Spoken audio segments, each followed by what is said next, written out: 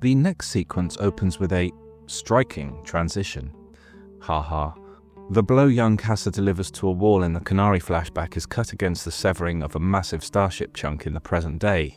It's a neat visual bridge that folds time. Casa's destructive act in the past seems to reverberate into the industry of his adulthood. So neat, in fact, that it makes me realize I probably should have reviewed this and that scene together as one instead of what I'm doing here, but here we are. For the first time, we see the scale of Ferrix's business in full, not just a scattering of parts and repair yards, but a vast shipbreaking operation, hulls stripped for raw materials on an industrial scale. It's impressive. Ferrix knows how to break stuff. Amid this, Cassian is a shadow figure who lingers until he catches Brasso's eye. Brasso drops what he's doing immediately. The conversation is terse and coded. Cassian admits he has money on the way and that if it arrives, he's gone today. The vagueness of "I think" and the blunt immediacy of "today" together mark his desperation.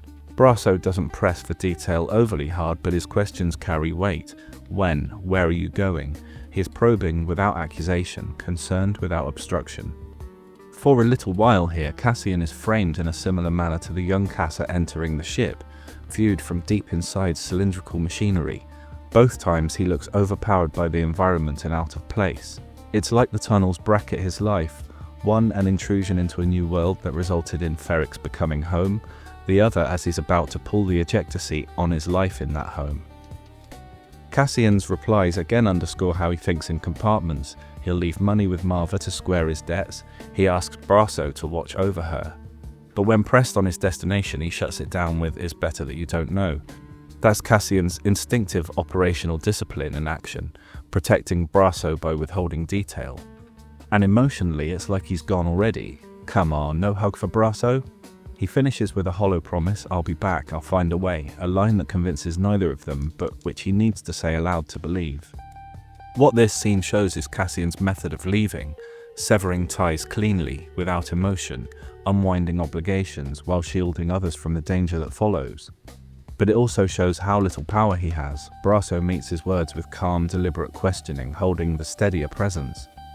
We cut to Luthen's, "Wait, why would Cassian owe Brasso any appreciable amount of money? Nurchi, I get, it's his business, he lends money, but friends?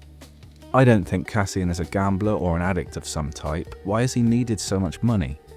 At first I wondered if he had needed funding to put operations like his Starpath theft into action, but when he describes that, it sounds cheap. Nah, I think Cassian has blown all his money, and the money of various people he knows, looking for his sister. I think he's been doing it for a while. Fuel, bribes, parking, a little something to keep Pegler from noticing a ship's vanished. It all adds up. We now cut to Luthen's arrival. His shuttle descends to the same uplifting music that heralded his arrival in orbit. As he exits the shuttle, Willi's still attached to him like a remora on a shark, still oblivious to Luthen's dislike. While Luthen probably hasn't said anything more, you can bet Willi has, and I'm sure Luthen was more than happy to mop up all that ground-level Ferrix gossip. It's here I realise Willi's like a chorus character, giving us insight into Ferrix. Willi's pretty funny here too, to us external observers at any rate. He's still talking about how everything's a gouge, it's the hotel now.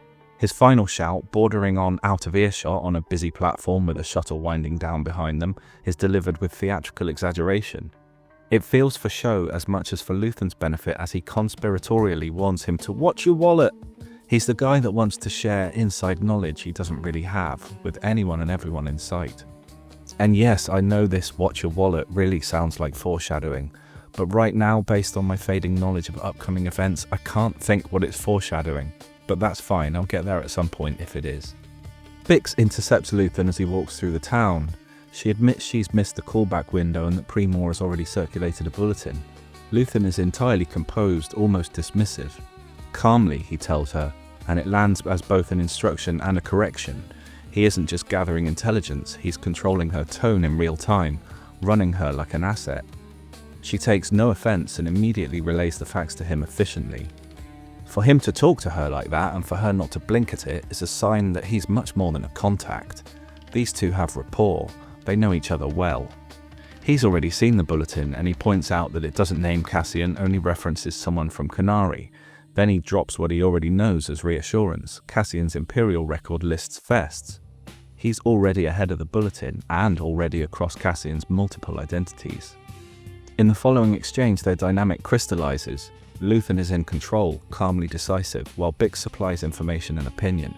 I do think it's interesting that her answer to "do you trust him" is "he'll be there," which is pretty far from a yes. You can bet Luthen heard that.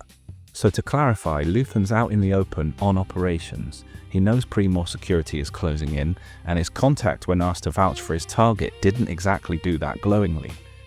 It seems like madness that he proceeds with this. He must really want this guy. Can he be trusted? It doesn't matter. All that matters is I want him and he'll be there. I only need him to be there. Cassian is trying to cut himself free of Ferrix, unwinding debts and hiding his plans even from his closest friends. Luthen is arriving to knot new ties around him, managing assets and setting a course for convergence. Their trajectories are opposed, but they are about to intersect. Brasso and Bix, each in their own way, act as intermediaries of trust. One asked to guard Marva, the other vouching for Cassian's presence. Around the edges, even Willi's comic warning folds into the same pattern.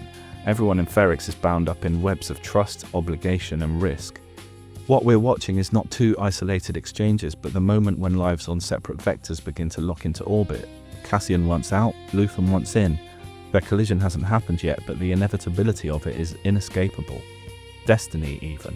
Thanks to Collie Bry for the tip-off on the scene transition, by the way. I'd missed that. Moving forward, this will get messier than usual for a couple of weeks, as this episode is composed less of scenes and more of, well, scenes I guess, but really short ones. So I have to figure out some logical breaks and go from there. It'll be fine.